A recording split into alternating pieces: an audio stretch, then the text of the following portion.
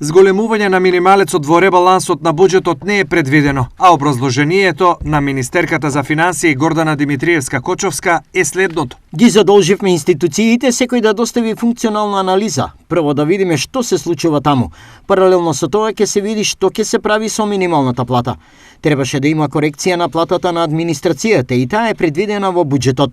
Нешто слично најави и министерот за економија Бесар Дурмиши. За барањето на синдикалците, минималната плата да биде 450 евра, ќе се разговара на првата седница на Економско-социјалниот совет. Што за овие најави мислат од синдикатот? Се надевам дека утре веќе имаме една средба со министерот за економија Дурмиши и ќе биде исто така на дневен ред, мислим, разговорот во насоки на законот за работни односи, имплементирање на колективните договори во јавен сектор и социјалниот диалог, што понатаму и како да продолжиме за да се најде начин и средства да ние успееме на работниците да ја зголемиме платата. Реалните предпоставки во овој момент се дека минималецот на сегашното ниво ќе остане најмалку до пролет, нешто кое го најави премиерот Мицковски.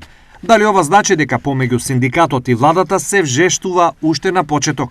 Па така, ние очекувавме нешто повеќе, дека со самата распределба на буџетските средства, дека ќе се најде начин за усогласување на платите во јавниот, па дури и во приватниот сектор, мора да најдат начин и дел од средствата кои што сега се пренаменуваат да најдат начин и можност да тоа биде и за зголемување на платите.